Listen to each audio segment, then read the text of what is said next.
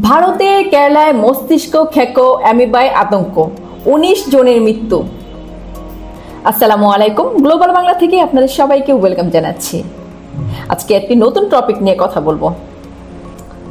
এইদিকে দক্ষিণ ভারতের কেরালায় আবার হানা দিয়েছে এক ভয়াবহ প্রাণঘাতী জীবাণু, মস্তিষ্ক ক্ষেকো অ্যামিবা। ১ মাসের ব্যবধানে মৃত্যু হয়েছে ১৮ জনের।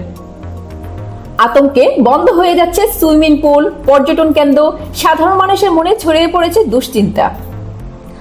কিন্তু কি এই মস্তিষ্ক ক্ষেকো অ্যামিবা? চলুন জেনে নেওয়া যাক। এই প্রাণঘাতী রোগের নাম প্রাইমারি অ্যামিবিক মেনিনগোএনসেফালাইটিস। এটি হয় নেগলেরিয়া ফাউলেরি নামের এক ধরনের এককোষী অ্যামিবার সংক্রমণ। এটি সাধারণত গরম, স্থির ও দূষিত মিঠা জলে জন্ম নেয়, যেমন পুকুর, নদী, কুয়া কিংবা অপরিষ্কার সুইমিং পুল।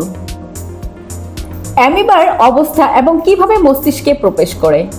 নাক মুখ দিয়ে জল ঢুকলে এই অণুজীব সরাসরি মস্তিষ্কে পৌঁছে যায়, মস্তিষ্কের কোষ ধ্বংস করে দেয়, ফলে কয়েকদিনের মধ্যেই কোমা ও মৃত্যু ঘটতে পারে। সরকারি রিপোর্ট অনুযায়ী ১৪ সেপ্টেম্বর পর্যন্ত কেরালায় ৬৭ জন আক্রান্ত হয়েছেন, যার মধ্যে ১৯ জন প্রাণ হারিয়েছেন।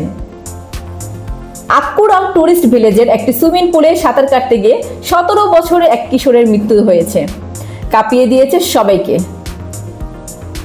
ভারতের অঙ্গরাজ্যে ৫৬ বছর বয়সী এবং ৪৫ বছরের বয়সী এই দুজনের মৃত্যু আরও আতঙ্ক বাড়িয়েছে।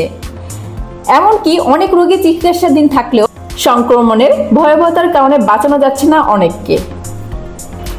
এই রোগের প্রাথমিক লক্ষণগুলো হলো জ্বর, মাথা ব্যথা, বমি, মাথা ঘোরা এবং দ্রুত শারীরিক অবনতি। সবচেয়ে বেশি ঝুঁকিতে রয়েছে শিশু ও কিশোররা, কারণ তারা খোলা জলে বেশি সময় কাটান এবং অসতর্কভাবে জল গিলে ফেলে। এইদিকে কেরালার স্বাস্থ্যমন্ত্রী বীণা জর্জ জানিয়েছেন, এই রোগ প্রতিরোধে দরকার সমন্বিত উদ্যোগ।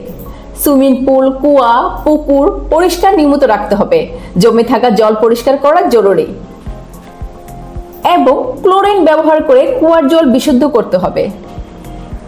বিশেষজ্ঞরা বলেছেন, খোলা জলাশয়ে সাঁতার কাটা, মুখ ধোয়া বা গোসল থেকে বিরত থাকুন। যেখানে গবাদি পশু গোসল করে সেখানে মানুষ যেন না নামে। বিজ্ঞানীরা বলেছেন, এখনই প্রয়োজন আরো গবেষণা, আরো সচেতনতা এবং সম্ভব হলে একটি কার্যকর ভ্যাকসিন নেওয়া। প্যাম একটি বিরল রোগ হলেও সচেতন না থাকলে প্রাণঘাতী হয়ে উঠতে পারে। মস্তিষ্ক ক্ষেকো অ্যামিবা নিয়ে আতঙ্ক নয়, প্রয়োজন সচেতনতা, নিরাপদ থাকুন, বিশুদ্ধ জল ব্যবহার করুন এবং খোলা জলাশয়ে সাঁতার কাটার আগে ভাবুন, কারণ একটি বার অসতর্কতা হতে পারে জীবনের শেষ ভুল।